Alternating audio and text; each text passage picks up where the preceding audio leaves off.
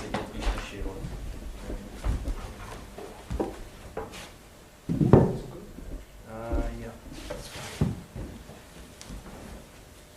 Jai Radha Madhava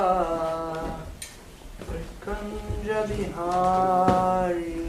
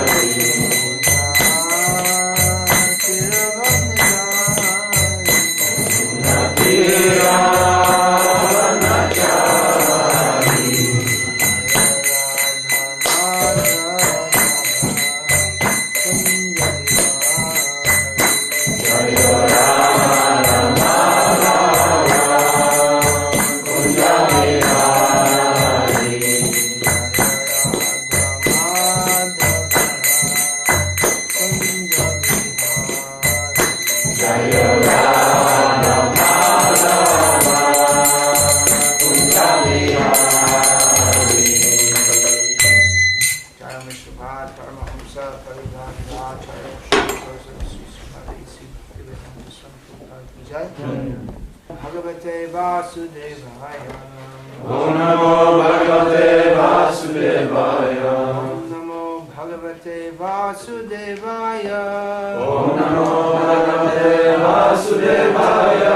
Om Namo Bhagavate Vasudevaya.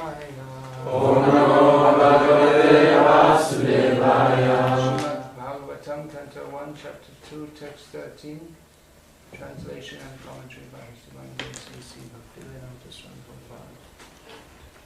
Bhagavatam, první zpěv, 2. kapitola, sloka 13, překlad a komentář do skvělosti si Bhakti Swami Prabhupada. Ataf kumbhir dvija shrestha Atah kumbhir dvija shrestha Varnasrama vibhagashaha Varnasrama vibhagashaha Svanushtithasya dharmasya Svanushtithasya dharmasya Samsiddhir haritoshanam Samsiddhir haritoshanam Ataf kumbhir dvija shrestha Atah kumbhir dvija shrestha. Of the verse, yeah, because Překlad O nejlepší z dvojzrozených. Závěr je tedy takový, že nejvyšší dokonalostí již lze dosáhnout vykonáváním povinností, které jsou předepsané všem kastám a životním stavům, je potěšit osobnost božství. Význam. Na celém světě je lidská společnost rozdělená do 4 kast a 4 životních stavů. 4 kasty jsou kasta inteligence, kasta bojovníků, kasta výrobců a kasta dělníků. Příslušnost k určité kastě není dána narození, ale je určena prací a kvalifikací. Existují též 4 životní stavy. Život studentský, život s péčí o rodinu, život v ústraní a život v oddanosti. Tyto stavy života jsou nutná opatření v zájmu celé společnosti. Žádná státní sociální zařízení jinak nemohou zdravě fungovat. V zásadě je však nutné, aby členové těchto životních stavů dělali vše pro potěšení nejvyšší autority osobnosti božství. Toto ústavní zřízení lidské společnosti se nazývá systém Varnasrama dharmy a je pro civilizovaný život zcela přirozené. Varnashramský systém je určený k tomu, aby jeho prostřednictvím lidé mohli realizovat absolutní pravdu. V žádném případě není určený k tomu, aby jedna skupina projevovala umělým způsobem svou nadvládu nad druhou.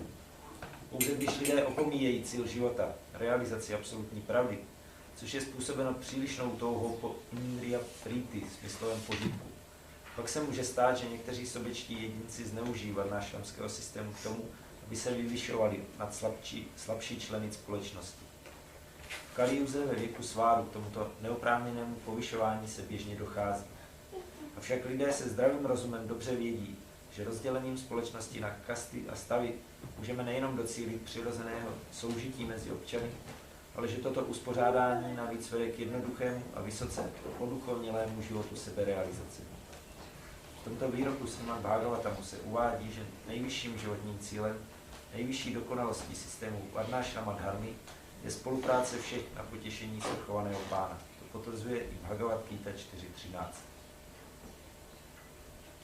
Hare Krishna, Krishna Krishna, Hare Rama, Rama Rama, Hare Hare.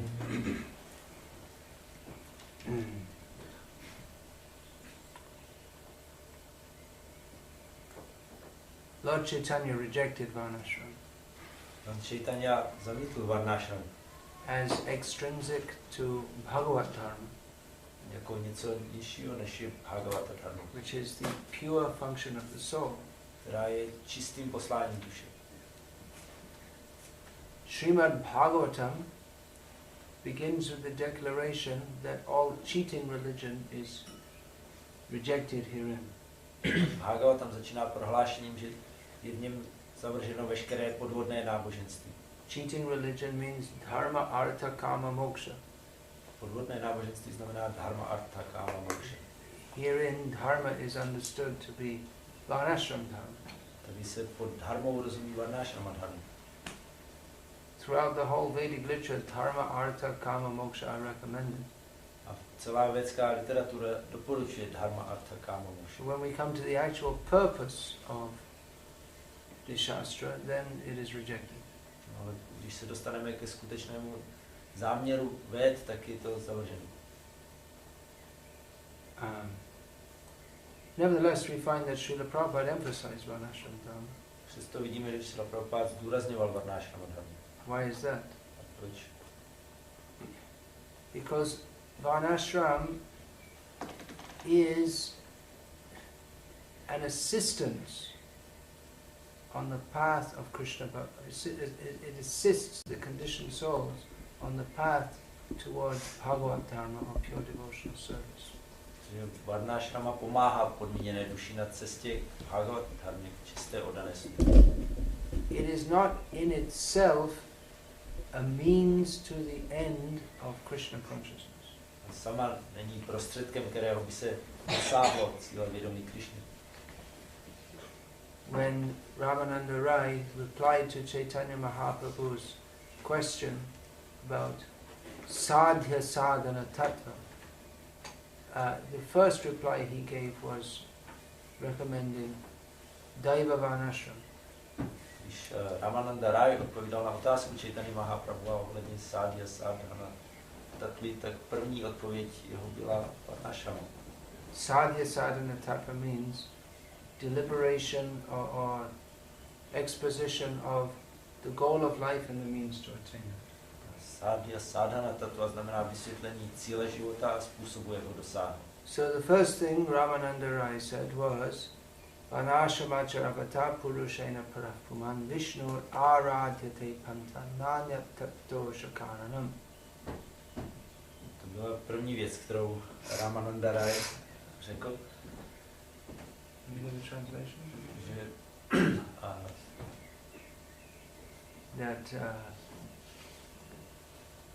that everyone should engage in their Varnashram duties, and in this way worship the Supreme Personality of Godhead. There is no means of elevation than this. každý by se měl věnovat plnění There's no other povinností. means to satisfy the Supreme Lord than this. Plnění povinností v rámci Varnashrama dharmy a že neexistuje jiný způsob, jak uspokojit nejvyššího pána než to. Now, Chaitanya Mahaprabhu rejected that as external. No a Chaitanya Mahaprabhu to zamítl jako vnější. Although in this verse it states that Nanya Tatto Shakaranam, there's no other way but to satisfy the Supreme Lord than this. Přestože ten verš říká Náně to šakára, že není nic jiného, co by mohlo uspokojit nejvyššího pána než to. So how is this to be understood? Tak jak tomu rozumět? As with many of the Vedic statements, they are to be understood contextually. Jako mnoho lidských výroků je třeba to chápat v kontextu. That for one who is on the platform of satisfying the Supreme Lord, then Varnashram is not required. Pro toho, kdo už je na úrovni, že uspokojuje nejvyššího pána, tak není Varnashrama zapotřebí. And can be an obstacle in one's service to Krishna. Může být překážkou té službě Krishna. And the great example is the gopis of Vrindavan. Velkým příkladem jsou gopis v Vrindavanu. But for those who are materially entangled, there is no other way to start on the path of Krishna consciousness. Pro ty, kdo jsou hodně zapletení, neexistuje jiná cesta, jak začít s vědomím Krishny. Nevertheless, Varnashram is neither the end nor the means to the end. Varnashrama není cílem ani není prostředkem, kterým se dosáhne toho cíle. Bhagavad dharma or pure devotional service is executed on the platform free from material desires. Bhagavad dharma, čistá oddaná služba, se vykonává na úrovni prosté všech hmotných tužeb. And Varnashram is executed on the platform of material attachment. Varnashrama se vykonává na úrovni hmotné připoutanosti. It is a means to help one to come within the sphere of Krishna consciousness while still materially attached. Prostředek, jak dospět do sféry vědomí Krishny, i když je pořád ještě člověk hodně připoutaný. Now we see that when Srila Prabhupada first came to the West, he didn't speak very much about Varnashram. Když Srila Prabhupada poprvé přijel na západ, tak mnoho nemluvil o Varnashramě. Later, from about 1973 onwards, he spoke a lot about it. Až později, asi od roku 73, o ní mluvil hodně. Seeing that, his disciples, even though they were given the knowledge of the highest level of bhakti and the means to practice it, many of them fell down. Jo, žáci, když dostali poznání o nejvyšší úrovni bhakti a jak to praktikovat, tak mnozí poklesli.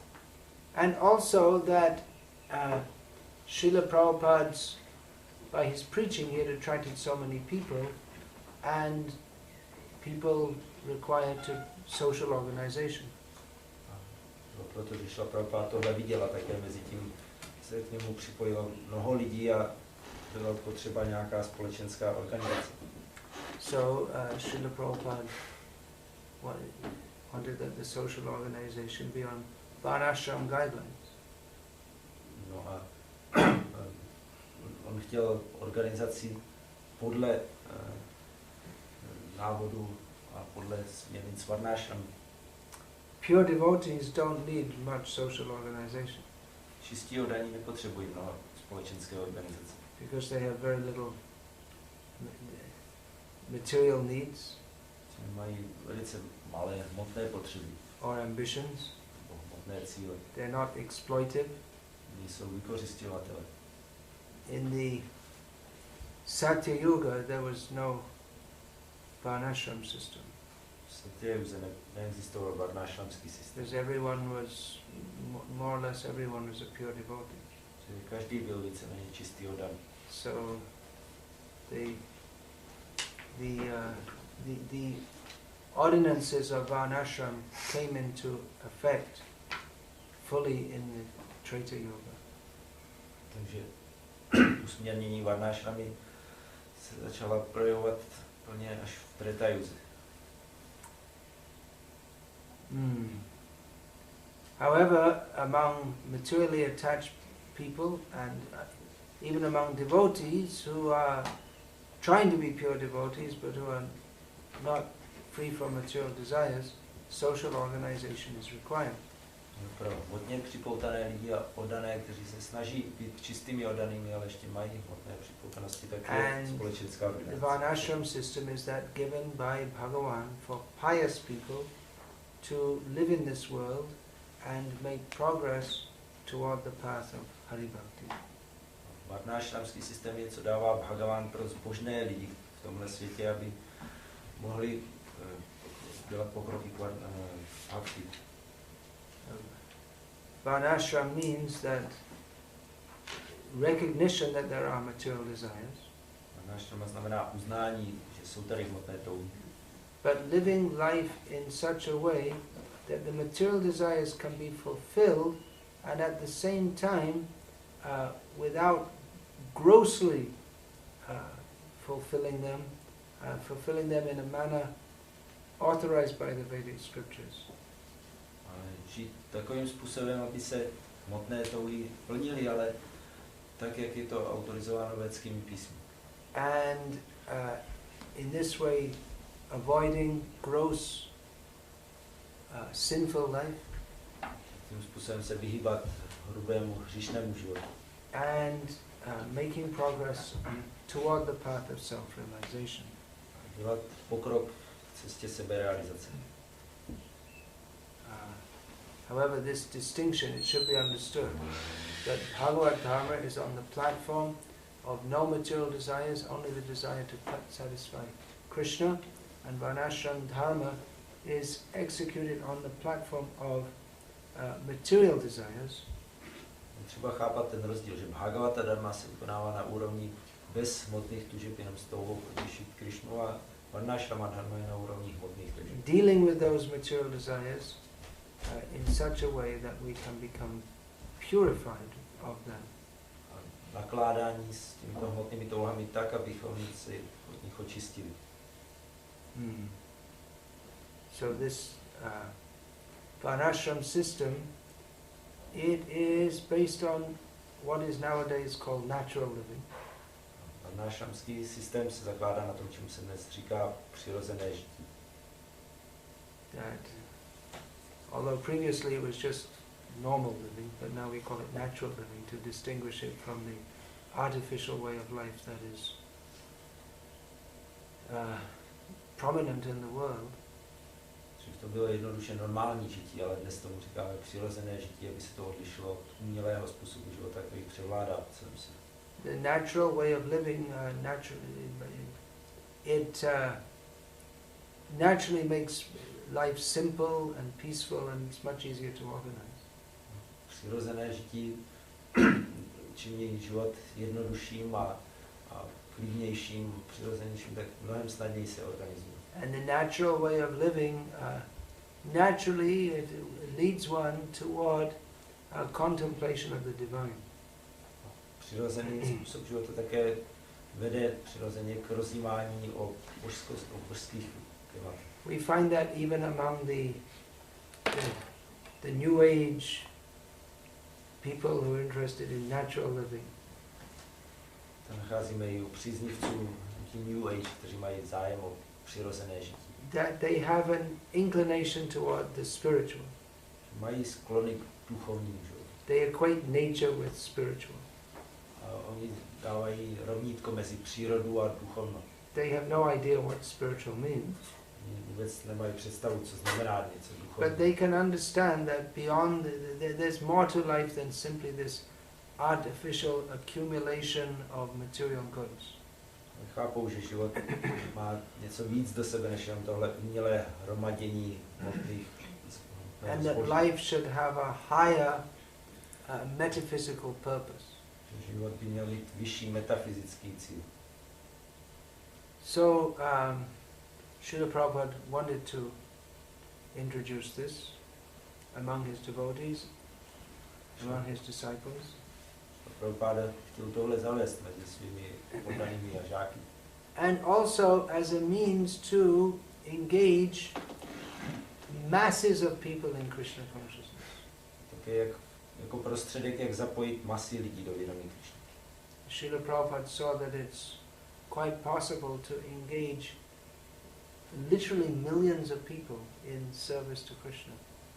Prabhupada viděl jako možnou věc zapojit doslova miliony lidí ve službě Krishnovi. Maybe not all at a very high level, Možná ne všechny na příliš vysoké úrovni, but that their life can be directed toward Krishna. že jejich život může být nasměrován ke Krishnovi. The Varnasrama system, because it is based, its economic basis is simple and natural. Protože ekonomická základna varnashramského systému je jednoduchá a přirozená. It's actually not such a difficult thing to produce food. It's by the grace of God, it's not such a difficult thing to do. Není až tak těžká věc produkovat potravu milostí Boha. To není těžké. Although in the modern age everything, even the easy things become difficult. Když v moderní době se i snadné věci stávají těžké. Because their society is so unnatural and so artificial, then there is complexity in every step of life. Společnost je tak nepřirozená, umělá, že složitost je na každém kroku života. And even for people to live, even to get the basic necessities of life, has become a great difficult struggle. Už jenom, aby lidé mohli žít a získávat základní potřeby pro život, je velký zápas. Just like you find so many people coming from Ukraine to Czech and other countries.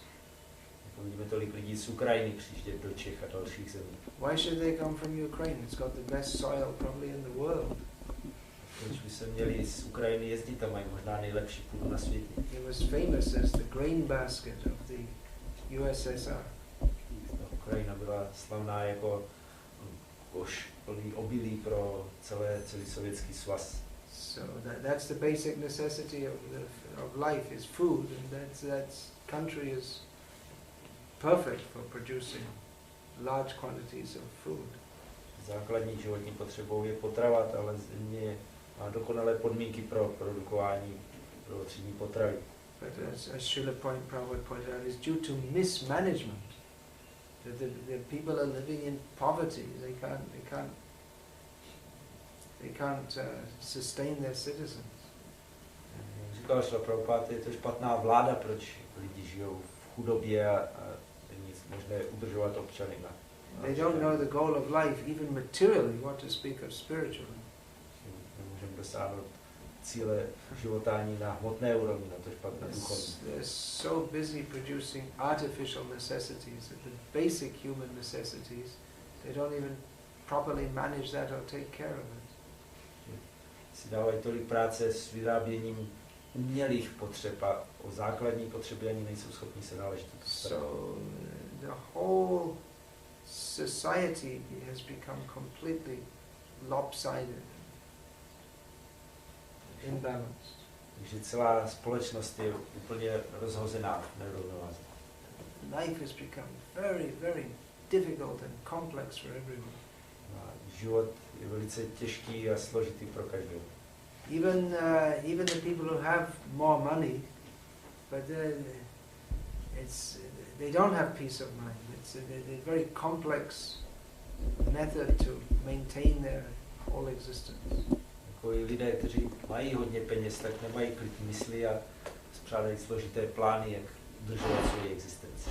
And mental diseases have become quite normal. Mentální nemoci se staly normální věcí. There may be various reasons for that. Proto můžou být různé důvody. Like physical diseases may be caused by so much poison in the soil. Fyzické nemoci může That comes to the food.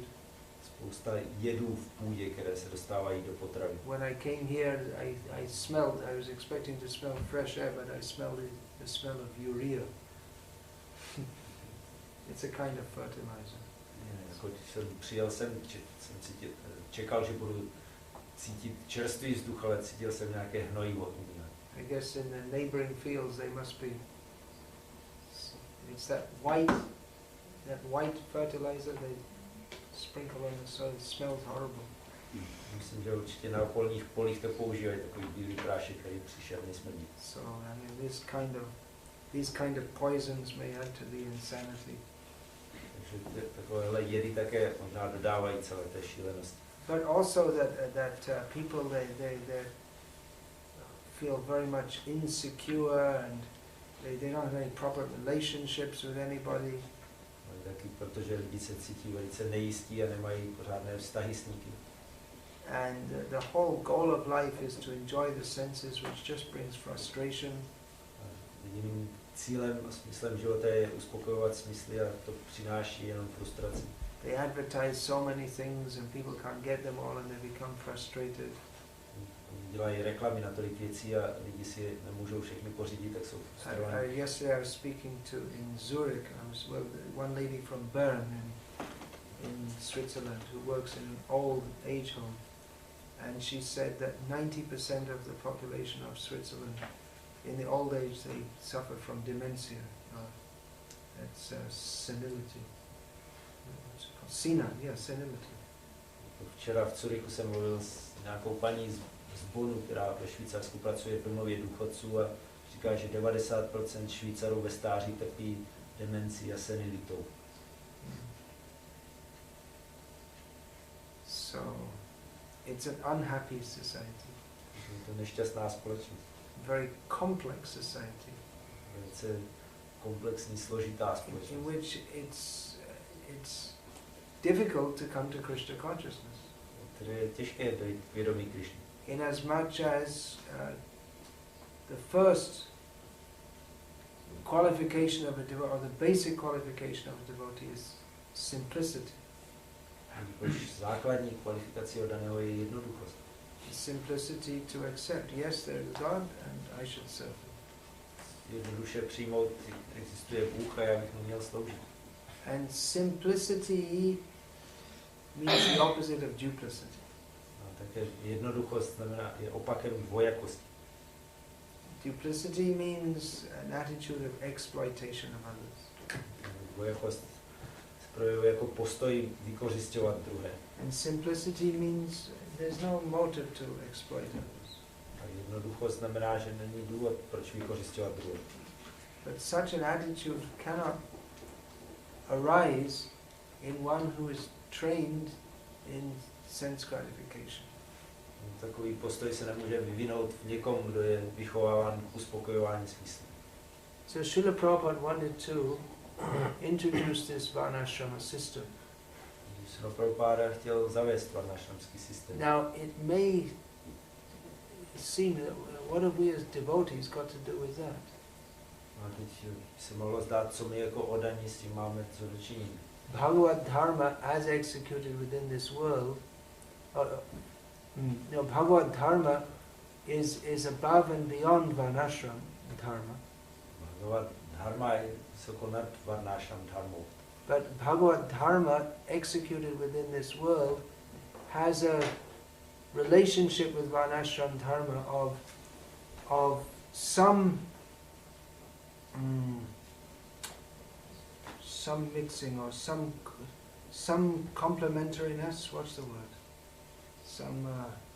Some meeting, but it's both related and not related.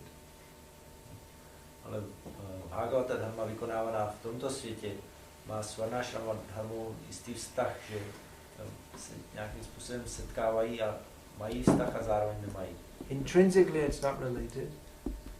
V podstatě žádný vztah mezi tím není. And to maintain one's identity within Varnashram means one can never come to one's spiritual identity within Bhagavad dharma. Udržovat si svou identitu ve Varnashram dharmě zabraňuje k tomu, aby člověk došel ke své duchovní identitě v Bhagavata dharmě. On the other hand, Varnashram dharma is that social organization which best lends itself toward the cultivation of Bhagavad dharma. Zároveň Varnashrama dharma je uspořádání společnosti, které je nejlepší pro kultivaci Bhagavata dharma. And even among pure devotees who are, apart from those who are completely, totally detached from the world, like avadhut, like Vangshidas Babaji, to live in this world, to take a role within this world, the Varnashram dharma is most suitable. I pro čisté oddané, pokud nejsou avadhutové jako Vangshidas Babaji, tak aby žili tady v tom světě, tak a zaujímali nějakou společenskou roli, tak je pro ně Varnashrama dharma to nejvýhodnější uspořádání. And Varnashram dharma has to be executed under the guidance of selfless persons. Varnashrama dharma musí být uskutečňována pod vedením nesobeckých osob. Otherwise it deteriorates into, without the pure spiritual guidance, it deteriorates the material side of it becomes prominent, which means exploitation. Bez čistého duchovního vedení se zvrhává a začne výrazně v ní projevovat hmotný rys vykořisťování. Unless it's directed towards the platform of pure Krishna consciousness, then the exploitive tendency becomes prominent. Pokud není nasměřována k úrovni čistého vědomí Krishny, tak začne být výrazná tendence vykořisťovat. Now this may all sound like, like a lot of theoretical discussion. To všechno může znít jako taková teoretická diskuze. But Srila Prabhupada was a practical philosopher. Srila Prabhupada byl praktický filozof. For that matter, Krishna is a practical philosopher. Dokonce i Krishna byl vlastně praktický filozof. And real philosophy means practical. Skutečná filozofie znamená, že je praktická. People think that philosophy means something that you sit around and you discuss, and it's just some kind of theoretical discussion. Si myslí, že filozofie je něco, že jenom se sedí a diskutuje a je to teoretická diskuze. But real philosophy has no meaning unless it can be practically applied. Skutečná filozofie nemá význam, pokud není možné ji prakticky použít. Because philosophy means to understand our existential position. Filozofie znamená chápat naše existenční postavení. And apart from all these absurd like Buddhist ideas where their understanding of our existential position is there is no existential position. So I mean it's just absurdity. So opposite of absurdity is reality, practicality. No a vedle nějakých buddhistických způsobů chápání našeho existenčního postavení, které je absurdní, kteří říkají, že vlastně žádná existence není, neexistuje, tak opakem té absurdity je realita, skutečnost. So Srila Prabhupada wanted to introduce this Varnashram both for social organization within ISKCON and for showing an example to the world.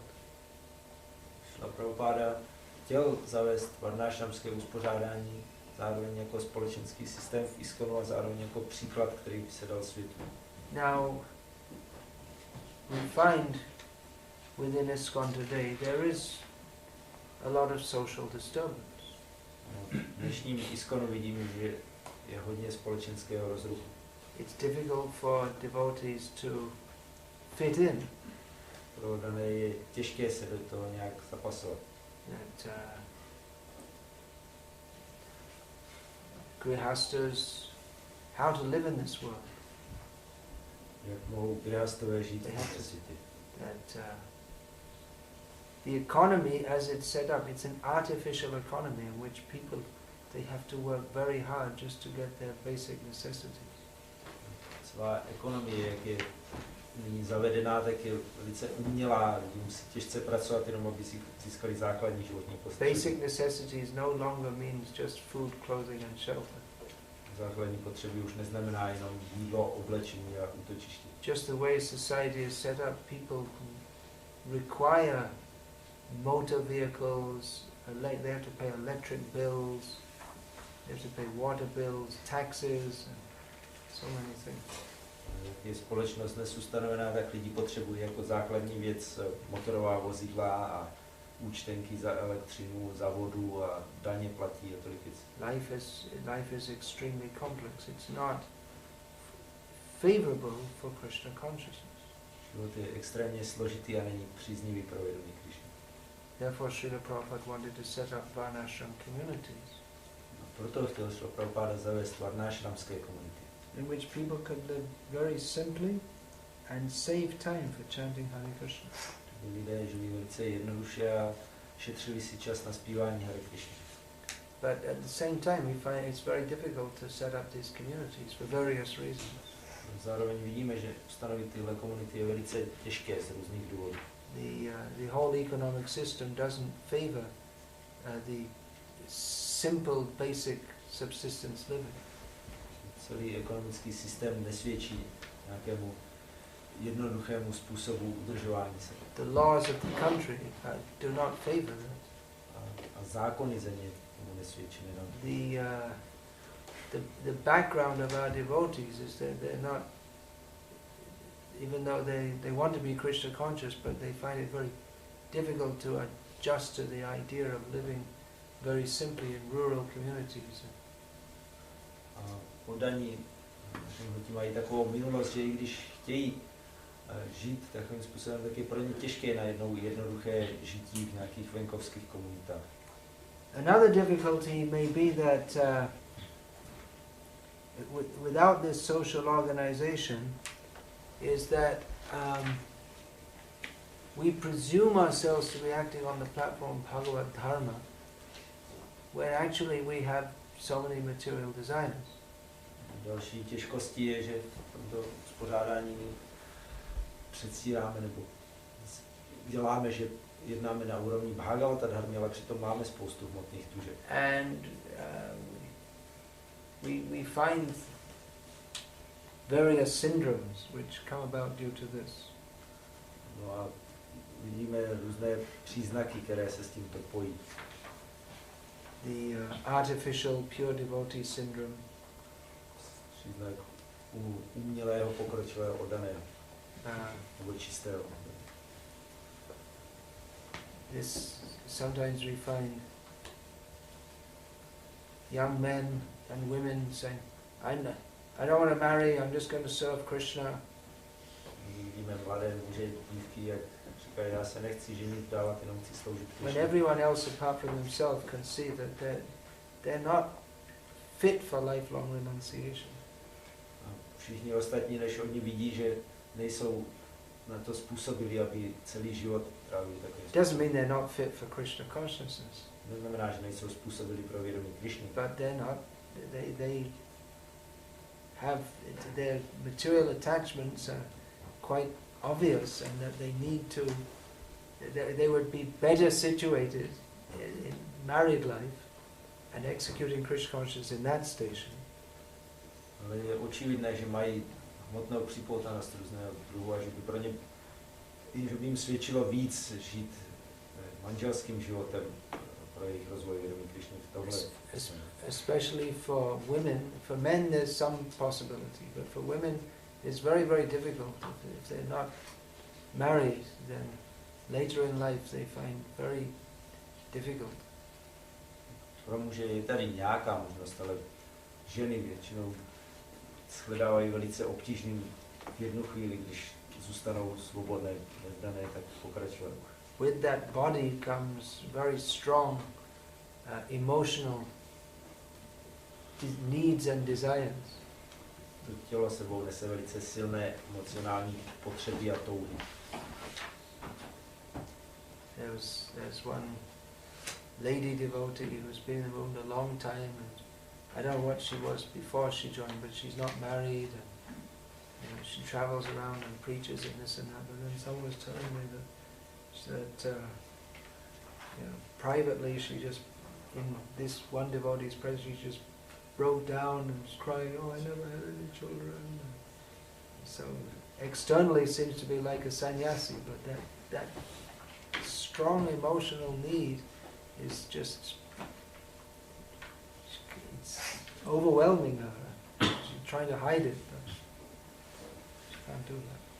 To je v našem hnutí jedna oddaná, která nevím, co byla předtím, než přišla ke hnutí, ale nyní cestuje a káže a nikdy nebyla vdaná, ale jeden oddaný mi říkal jako svědek, že se v jeho přítomnosti zhroutila a naříkala, že jsem nikdy neměla děti a tohleto emocionální silná, ta potřeba je tak silná, že to úplně přemůže. Or even they get married and then, well, we just want to serve Krishna, which is a noble intention, but again, later on in life, it is, where's the children? Oh, I didn't have any children. At the age of 40, they start thinking about having children. When it's time to have grandchildren, actually. Nebo se vdají, ale říkají, že jenom chtějí sloužit Krišnovi, nic jiného, což je ušlechtilý vznešený záměr, ale potom jim je 40 a už by měli čas mít pomalu vnoučata a oni najednou naříkají, že nemají ani děti. So, Srila Prabhupada had some of the things he said are just like, from the point of view of the modern way of thinking, they're just about as opposite as they possibly could be. Některé věci z toho, co říkal Srila Prabhupada, jsou z pohledu moderního přístupu k životu pravým opakem než toho, co Srila Prabhupada said that women, as soon as they're able to, they should start having children. That means, from the age of 13, 14, like this. Prabhupada říkal, že ženy by měly mít děti co nejdřív, je to pro ně možné, to znamená už ve 13, 14 letech. Which when we hear that we think, that sounds very strange. Což když slyšíme, tak si říkáme, to zní hodně divně. Why do we think that? Proč si to myslíme? Because we are very strange. My jsme divní. We are raised in a very strange society. Jsme vychovaní ve velice divné společnosti. All over the world, since time immemorial, that's what used to happen. Po světě už od nepaměti se přesně tohle dělo. That women from, the age of 13, 14, women means children actually, but they started having children, and then, they have at least 5 or 10 or 12, and that was normal. Že ženy, vlastně to byly děti, už od 13, 14 let začínaly mít děti a měli jich 5, 10 a bylo to normální. And in the modern age we think, wow, it's a terrible burden and it's so troublesome and this and that, but that was the woman's happiness, to have many children. V moderním světě si říkám, že to je taková zátěž a tolik starostí, ale to bylo štěstí, že mít hodně dětí. In the modern age fosters just your own sense gratification. Moderní věk to jenom podporuje vlastní smyslový požitek. And children are considered an obstacle towards one's sense gratification. You have to look after them. Děti se považují za překážku v získávání smyslového požitek, celý člověk musí starat. So the motherly instinct is killed by the modern way of thinking. moderní způsob uvažování úplně zabíjí mateřské půdy. And even in devotional service, it is devotional service to raise children in Krishna consciousness. A oddané služby, přitom je to oddaná služba vychovávat děti ve vědomí Krishny. But of course you may say, well, you don't know how they're going to turn out. Můžeme říct, to nevíte, jak se o tom vylíhnou. That's true. To je pravda. One major reason is because we don't have Varnasrama communities. Z hlavních důvodů je, protože nemáme varnashramské komunity. But at the same time, Bhaktivinoda Thakur and Srila Prabhupada, they did not have children because they didn't know how they'd turn out. Ale zároveň se nebylo tak, že by Bhaktivinoda Thakur a Srila Prabhupada neměli děti, protože nevěděli, co z nich bude potom. So, yeah, that's just one example of how. That's just one example of how our devotees are very much influenced by the modern way of thinking, social thinking. To je jeden z příkladů, jak hodně jsou oddaní ovlivnění moderními způsoby společenského uvažování. It is true that to maintain a family in the modern age is, with the modern economic system, it's very difficult. Je pravda, že udržovat rodinu v moderní společnosti s tím moderním ekonomickým systémem je těžké. Well, it's difficult to get enough money for food, but that doesn't mean you stop eating. Je těžké získat peníze na potravu, ale to neznamená, že přestanete jíst. So, another effect of the pure devotee syndrome, or the practicing Bhagavat, or we're attempting to practice Bhagavat dharma when we're not fully on that platform and not recognizing that. This brings about so many problems. Jsou další důsledky toho příznaku čistého oddaného, když se snažíme jednat na úrovni Bhagavata dharmy, ale nejsme k tomu způsobili, tak to přináší spoustu problémů. The exploitive tendency, ta tendence vykořisťovat. is a materialistic tendency. Materialistická tendence. But if one is in a position of spiritual authority, then one may have material desires to exploit others or manipulate them, and you think, well, I'm doing it for Krishna, or one doesn't recognize that he's indulging in some material propensity. He takes it to be fully spiritual. Někdo může mít postavení duchovní autority a vykořisťovat druhé, manipulovat s nimi a myslet si, že to dělá pro Krishnu a nepozná, že to je jeho vlastní tendence vykořisťovat a myslí si, že to je That's why many people are very skeptical of religion. Proto má také mnoho lidí velice skeptický postoj k náboženství. Because religion gives the perfect opportunity to totally exploit people in a way that no capitalist can do. Náboženství dává výbornou příležitost, jak úplně vykořisťovat druhé hůř, než může kapitalismus. That you convince people that you are divine and then you just have them do whatever you say. Že lidi přesvědčíte, že jste na božské úrovni a potom je nutíte dělat cokoliv řeknete. Even there have been several cults in the last 20 years or so in which on the order of the leader people have been mass suicides. Bylo několik takových kultů během posledních 20 let, kdy na nařízení těch vůdců lidé páchali masové sebevraždy. Now you may say, well, what's that got to do with us? We're a real religion. Můžeme říkat, no, co my s tím máme společného, my jsme pravé náboženství. That's true. To je pravda. Krishna consciousness is the Bhagavata, the activity of the soul. Vědomí Krishny je Bhagavata dharma, to je činnost duše. But that doesn't mean, again, it doesn't mean we're on the platform of pure Bhagavata dharma. No, zase my nejsme na úrovni čisté Bhagavata dharma. So the exploitive tendency can and does manifest in the name of religion or in the name of Bhakti. Ta tendence vykořisťovat se může projevovat a taky se projevuje ve jménu náboženství a bhakti. So Varnashram has to be instituted to regulate the material desires while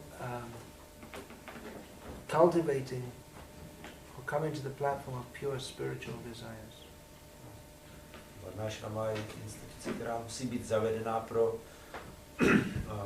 uspokojování hmotných tužeb v průběhu toho, když docházíme na čistou duchovní. And if we can actually do that, then, as Srila Prabhupada said, people will join our farms in their millions. Pokud tohle to skutečně budeme dělat, tak Srila Prabhupada říkal, že lidé budou se přidávat k našim farmám po milionech.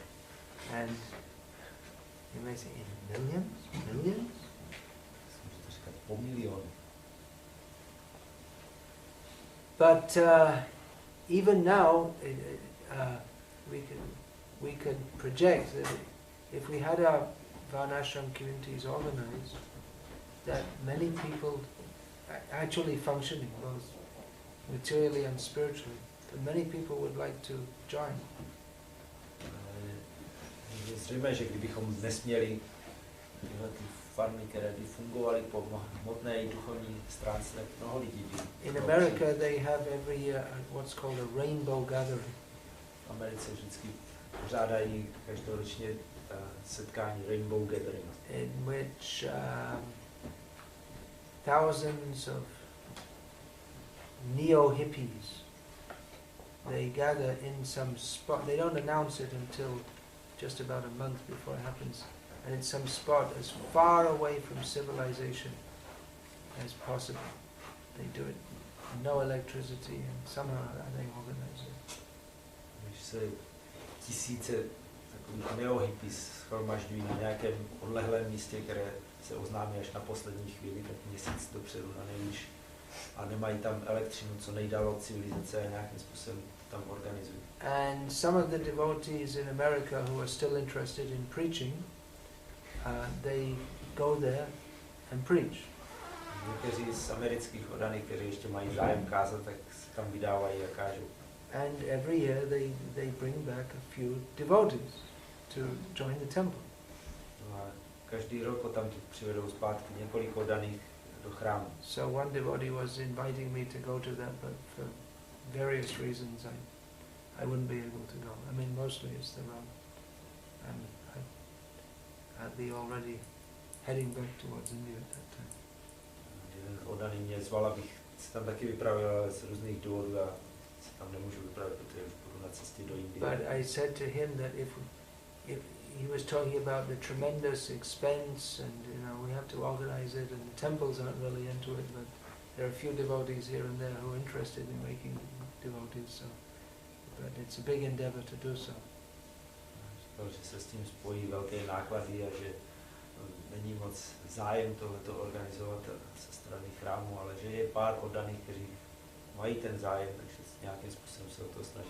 So I replied to him that, well, by the interest that is there among these people, we can understand that if we had our farm communities together, we wouldn't have to go to them, they'd come to us. Já jsem mu říkal, z toho zájmu těch, který ty lidé mají, můžeme vidět, že kdybychom měli funkční farmové komunity, tak bychom nemuseli se vydávat za nimi, oni by přicházeli k nám. These are people who understand that the whole military industrial combine which is running modern society is simply exploiting human society.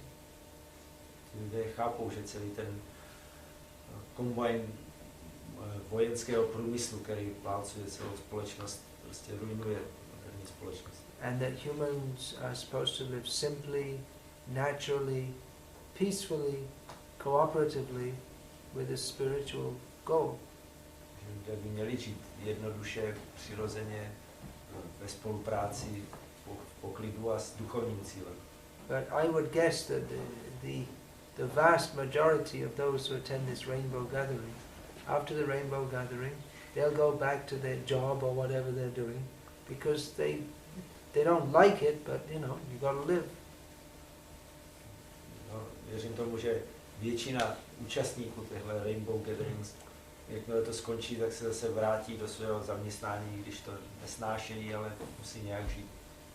So Srila Prabhupada, he often used to say that, well, why not take to Krishna consciousness? You get nice food, nice wife, all your material needs are there, plus you get the highest goal of life. So why not take to it?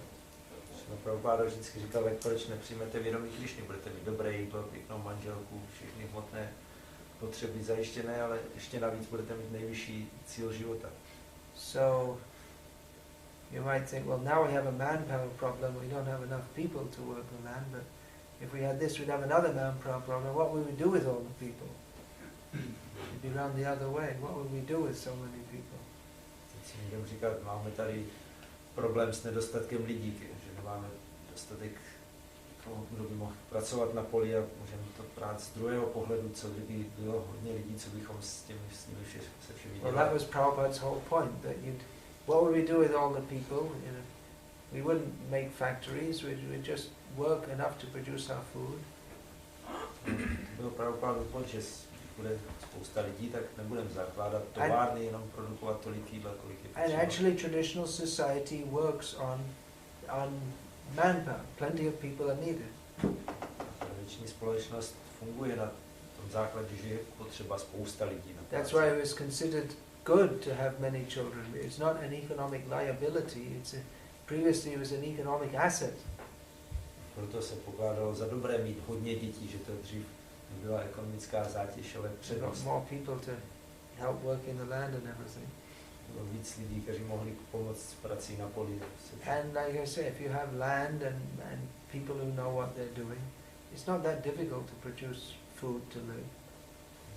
A jak jsem říkal, když je půda a lidi, kteří vědí, co dělat, tak není těžké produkovat. So what do you do with all, you have enough, you have so many people and not everyone's required to produce food for everyone. So what does everyone else do? Chant Hare Krishna.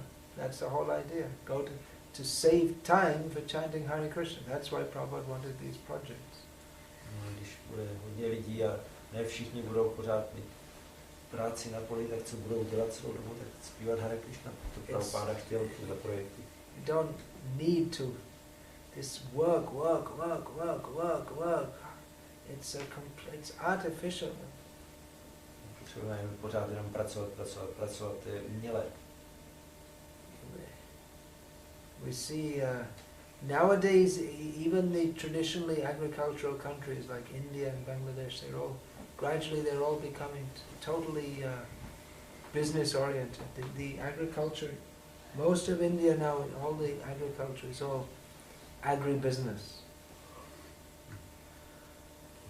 Dneska i tradičně zemědělsky orientované země jako Indie, Bangladeš postupně se víc a víc orientují na business. But still Bangladesh is pretty much, it's small, families, they have some land, they produce their own food like that. V Bangladeši to pořád ještě je, že jsou malé rodiny, které mají svoje pozemky a tam si produkují svou potravu. Like one devotee was telling me, he said, we have our land, we produce everything, we don't have any problem for food, we produce all the food we need. Jeden oddaný mi říkal, máme půdu a tam si vyplodíme všechno, co potřebujeme, nemáme problém s jídlem. So these are some observations. To jsou takové postřehy. The need for Varnasrama. Je potřeba Varnasrama. For our own devotees, so that we can understand and act where we're at according to our present level and gradually become advanced. Naše oddané, abychom chápali svou současnou úroveň a jednali podle toho a postupně dělali pokrok. And as a requirement for preaching also. A je to potřeba i pro kázání. Because after so many years, if we don't have anything practical to show, then people, they won't take us seriously. Když ani po mnoha letech nebudeme moc víc ukázat z praxi, tak nás lidi nebudou brát vážně. Nice philosophy, but what's the practical? Pěkná filozofie, ale co potom v praxi? Purusha Trai Swami from Brazil, he was showing me last night. He started a farm community in Brazil. Purušottara Swami z Brazílie. On založil farmářskou komunitu v Brazílii. And he said that when they go in the universities and preach and they hold seminars there and people take them, they take them so much seriously because they've got something practical to show how to live in this world and make spiritual advancement. Říkal, oni se navštěvují univerzity a tam pořádají semináře a oni berou velice vážně, protože můžou zároveň prakticky ukázat, jak žít v tomhle světě a přitom dělat duchovní pokrok. How to live in a cooperative, non-exploitive, healthy, happy manner. Jak žít a zdravým způsobem, který je prostý vykořisťování a který je jednoduchý ve spolupráci. If people can see that, I mean, for most people to think of the spiritual world, that's beyond them. But if you can show them how to live happily in this world, that's something practical they can see. Většina lidí si řekne, duchovní svět to je něco někde daleko, jako mimo mě, ale když můžete ukázat, jak prakticky žít šťastně v tomhle světě, tak to můžou rozumět. So these Varnashram communities are required. Varnashramské komunity jsou potřeba. One thing to counteract the symptom of the ISKCON tube, as Suhotra Maharaj used to call it. Jako takový prostředek, jak působit proti tomu příznaku iskonské roury trubice. People come in one end, they go along for some time, and they fall out the other end. They fall out into, they come out of the material world, go through the tube for some time, and then go back into the material world.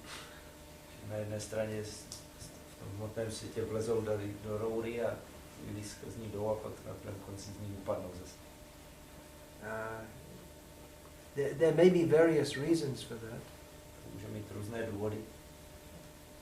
One reason I said because of the not having a simple economic basis, they become by force of necessity sucked into the complex and demoniac society.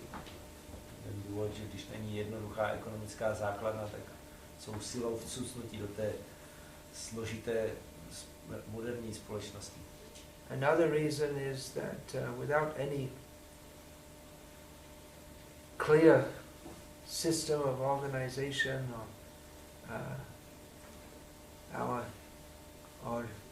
our society remains in many ways dysfunctional. Důvod, že kvůli nedostatku jasné organizace zůstává naše společnost v bodech nefunkční. Our goal is very high, but how to organize ourselves practically towards living in this world towards that ideal, and showing others how to do that. That's still to be established. Cíl je velice vysoký a vznešený, ale jak prakticky se tady zorganizovat v tomhle světě, abychom k němu mohli zpět a ukazovat druhým. It's fine for renunciants. Je to problém pro ty, kdo jsou ve stavu odříkání. But for those who are not fully renounced, which means most of the people in the world are going to be like that, then some other consideration has to be there. Pro lidi, kteří nejsou plně odříkaví, což bude většina lidí v tomhle světě, tak se ještě musí brát v potaz jiné ohledy. So, Varnashram is a system for regulating the exploitive spirit and directing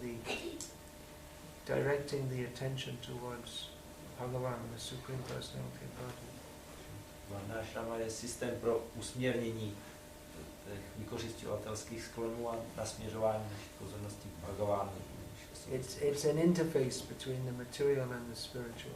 To je taková fáze mezi hmotnou a duchovní úrovní.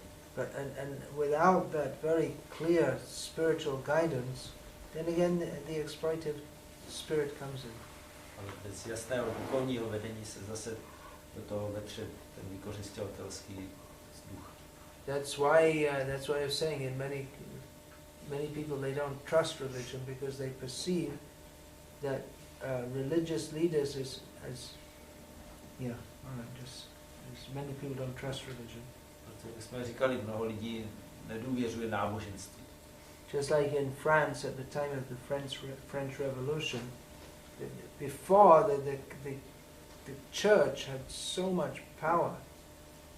Ve Francii před francouzskou revolucí měla církev velkou moc. But after the revolution, the priests were one of the prime targets for sending to the guillotine. The guillotine.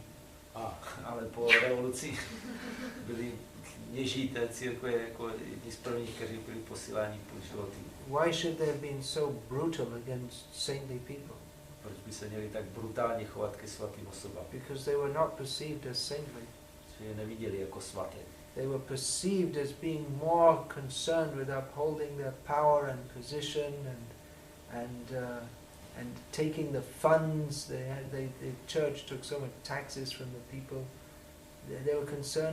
They were perceived as being materialistic and concerned with their own interests rather than in the spiritual or even material needs of the people they were supposed to be ministering to. Protože viděli jako, že jim hlavně jde o jejich moc a postavení a peníze, které od lidí vybírali, a než aby se starali o duchovní nebo dokonce i hmotné blaho těch lidí, kterým měli sloužit. So this is something that our leadership have to be aware of. Takže to je věc, které si naše vedení musí být vědomo. Because it is a big thing to be a leader or to organize ISKCON and all the different considerations, economic, legal, property considerations, this, that and the other. Tady tolik věcí, jako být lídra, organizátor v ISKCONu a starat se o všechny právní záležitosti a organizační tolik věcí. But if leaders are perceived more as administrators than as spiritual fathers, then people become bitter against them, and that's has happened and is happening within our society. Jsou vůdci vnímání víc jako nějaká vláda, než jako duchovní otcové, tak to vzbuzuje trpkost, a to se stávalo a pořád ještě stává v naší společnosti. So, like I said, these are some thoughts. Jak jsem říkal, to je několik myšlenek. No easy solutions. Která nejsou snadná řešení. Bringing the platform of Bhagavad dharma to this highly contaminated material world in Kali Yuga, it's not a small thing. Nést úroveň Bhagavata dharmy do tohoto vysoce kontaminovaného života v Kali Yuze není nic malé, žádná maličkost. In one letter, Srila Prabhupada wrote that he said there are symptoms of missing the point. Srila Prabhupada v jednom dopise napsal, že jsou příznaky toho, že nám uniká, o co tu jde. He was talking about the condition of ISKCON at the time. There are symptoms of missing the point. Mluvil o situaci v ISKCONu, že v té době tam se dělo, že unikalo oddaným, o co tady jde. So, in many ways, it would seem that in our ISKCON society at the present time, there are symptoms of missing the point. Zdá se, že i v současné době v naší společnosti ISKCONu v mnoha ohledech je tady tenhle příznak, že nám that the uniká, point is pure devotional service. že jde o čistou oddanou službu. And we have to be very clearly focused on that. Na to musíme být velice jasně zaměřeni. But at the same time, if we don't recognize the need to approach that gradually and in a manner ordained by Shastra, then we're going to go off course, off the point. Zároveň uznat také, že pokud se k tomu nebudeme postupně blížit tím způsobem, který doporučují šástry, tak sejdeme z cesty a mineme se cíle. Often you see, seeing so many social and psychological difficulties among our members, which is probably inevitable in such a, seeing as we come from such a screwed up background. Často vidíme různé společenské, messed up, crazy. Společenské a psychologické problémy u našich členů, což je asi nevyhnutelné vzhledem k tomu, že z obroceného prostředí přicházíme. That for lack of knowledge of or faith in, or lack of knowledge of how to apply the shastrically ordained solutions, we look to the karmis for solutions. Nemáme dostatečné poznání nebo víru v to, jak šástry doporučují řešit problémy, a proto hledáme řešení podle karmy metod. And we become interested in Freudian psychology, for instance. Začínáme se zajímat například o freudovskou psychologii. Which just, it may seem to give some kind of help, but ultimately it just makes things worse, because you can't, there's no solution to illusion by applying another kind of illusion. Je může pomáhat, ale v konečném smyslu to bude jenom zhoršovat, protože není možné řešit jednu iluzi jinou iluzí. You may think, well, now by applying this psychological system, someone became more balanced, but actually they're more balanced within the imbalance. So anyway, you're imbalanced, but it appears to other people who are imbalanced that you're more balanced. But actually, unless one understands the existential position of the soul trapped in Maya or Vedic psychology, then all these speculations, they're not going to help. They're just going to make things worse. Může vypadat někdo pomocí těch psychologických metod, že dosáhl nějakého vyrovnanějšího stavu, ale on je vyrovnaný jenom v té nevyrovnanosti a jiní, kteří jsou ještě víc nevyrovnaní, tak ho můžou vidět jako vyrovnaného, ale v skutečnosti to není možné, aby to bylo konečným řešením, pokud nezná existenční pozici naší duše, naše postavení. Okay, any questions, please? Jaké otázky mám? Já se chci zeptat, jak porozumět tomu, že jsou tady citáty od Prabhupády, že máme zamyslit jako Varnasramu, a jsou zase citáty, že vlastně Varnasramu v tomhle tom jako není možný zavíst, jak pochopit tu kontradikci. How to understand this seeming contradiction? There are quotes from Srila Prabhupada. It's necessary to introduce Varnasrama, and on the other hand there are quotes that Varnasrama cannot be introduced in the age of Kali. Did everyone hear the question in Czech? Slyšeli jste česky tu otázku? Well, Srila Prabhupada said it can't be fully introduced. Prabhupada říkal, že není možné ji plně zavést. In the way that it was previously. Tak jak to bylo v dřívějších dobách.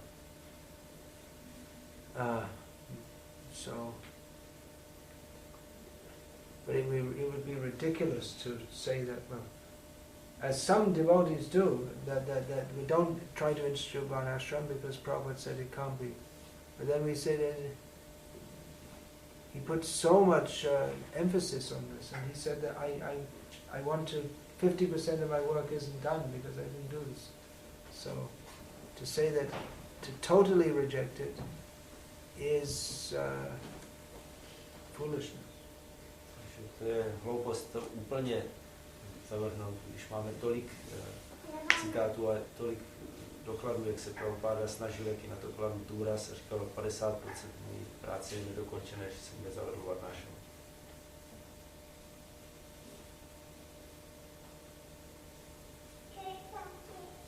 Yeah, you're going to say something. Say it loudly so everyone can hear. Nahlasně. Yeah. Jsem tady slyšel, že bychom se měli buď zaměstnat jako ve Varnasrama dharmě, nebo v Bhagavata dharmě. A když jsem slyšel, Prabhupada dával takový pořekadlo, ne jako nejdřív těžká dřina, pak samátina.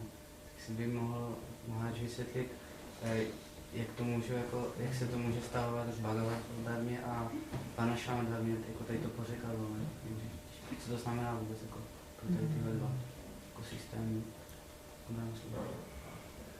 This question is that Prabhupada used to say, work now, work hard, and then samadhi later. And how does this saying relate to Varnashram dharma and Bhagavata dharma? We should be either engaged, it says, either in Varnashram dharma or Bhagavata dharma. No, not Varnashram dharma or Bhagavad dharma. The two are not necessarily mutually exclusive. Není buď Varnashrama dharma nebo Bhagavata dharma, že to dvojí se nemusí vylučovat. Actually, a devotee is engaged in Bhagavad dharma.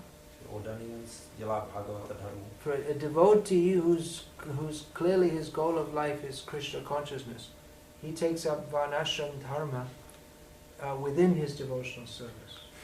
Oddaný plnější, jasným cílem života vědomí Krišny, tak on bere Varnashram dharmu jenom jako součást své oddané služby. Whereas Srila Prabhupada wanted that we can introduce this for the broader society, for people who are not in Krishna consciousness, but to give them a sane method of life by which they can gradually come to Krishna consciousness.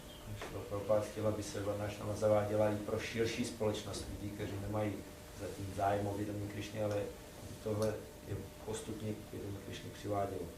Varnashram dharma, which is wholly divorced from Bhagavad dharma, is demoniac. Varnashrama dharma úplně zbavená Bhagavata dharmy je úplně démonská. It simply becomes exploitive and this misunderstanding of it became prominent in India of privilege based on birth only. A jenom prostředkem k vykořisťování a tohleto špatné pochopení se rozšířilo v Indii, kde najednou se příslušnost ke kastě začala měřit podle zrození.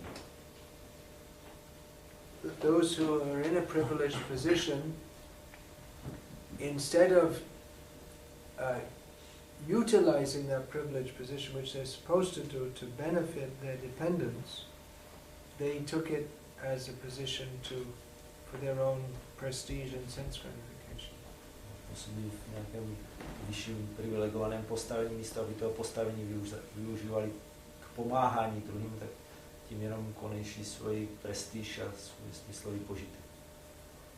So it's the same point that anyone who's in any position of authority, they have to think of the benefit, not of how they can use that for their own aggrandizement, how they can use that for the benefit of others. Zase je stejný bod, že kdo má postavení nějaké autority, tak má to postavení využívat pomáhání druhým a ne, aby sám sebe nějak vyvyšoval a zveličoval. Father, mother, guru, temple president, GBC, whoever, they are all in positions of authority and dominance over others. Otec, matka, guru, temple prezident, GBC, všichni mají postavení nadvlády nad někým druhým. That position has to be, that authority has to be discharged for the benefit of others. No, tohle postavení je potřeba uplatňovat, aby přinášelo prospěch. If the element of exploitation enters, then everything becomes sour. Jakmile se do toho vloudí prvek vykořisťování, tak všechno skysne. And that accusation is often there Často je slyšet takové obvinění. about ISKCON leaders, so we have to be very careful. No, vůdce ISKCONu, takže musíme být When I say we, I mean ISKCON leaders. jako vůdcové ISKCONu.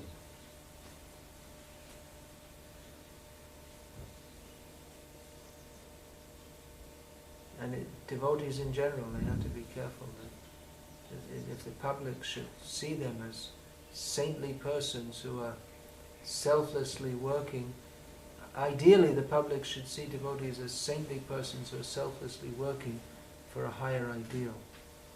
Všichni oddaní musí být velice obezřetní. V ideálním případě veřejnost by měla vidět oddané jako nesobecké osoby, které pracují pro vyšší cíl. Gradually they can develop trust.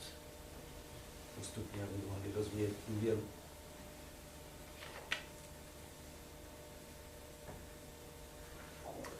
Hare Krishna. Hare Krishna.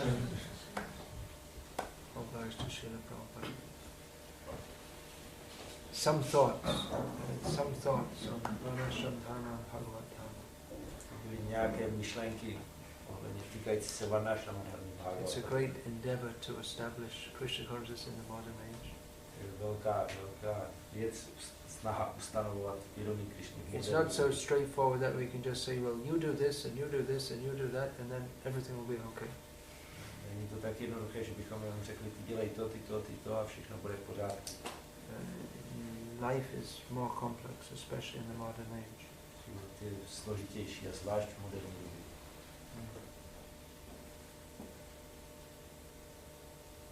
But we should see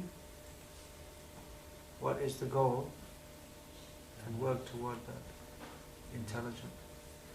Měli bychom vidět, co je cíl a pracovat s tímhle cílem za pomocí inteligence. It seems to me that in general in our movement we're more concerned with becoming part of the present material world and being accepted by it as, you know, like our devotees, they should just work as among the karmis and have jobs and PhDs and all this kind of thing, rather than trying to establish the revolution, the Varnashram revolution. Připadá v současné době, že je tady snaha tohle naše hnutí začlenit do společnosti, aby odaní měli normální zaměstnání a doktoráty a takové věci a ztrácí se ten cíl udělat varnášramskou revoluci. Although there may be some case for devotees, you know, working in the academic world and this and that, but the real thing that Prabhupada emphasized from mass revolution was peaceful revolution.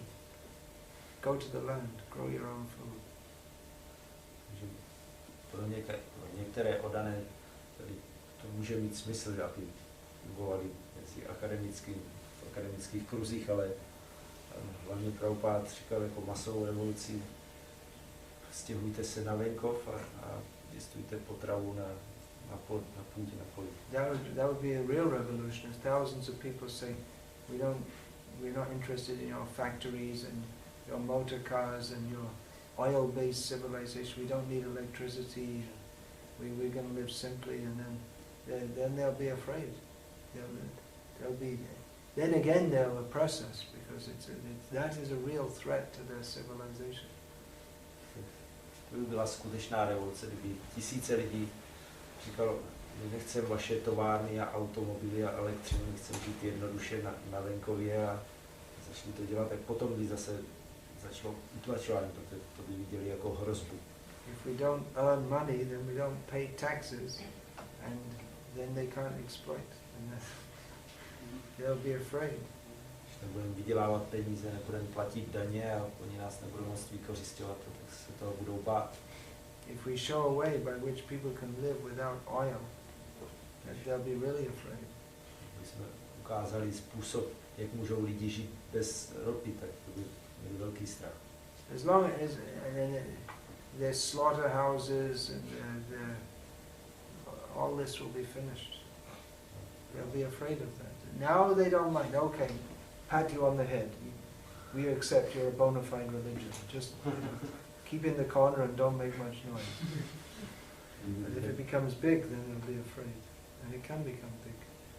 Se měla rušit jatka, tak by to měli strach, teďka nás jako pohladí po hlavě a dobře, tak jste uznané náboženství, tak buďte si někde ve svém koutku a nedělejte moc rozruch, ale kdybychom se fungovali ve velkém stylu, tak by měli strach.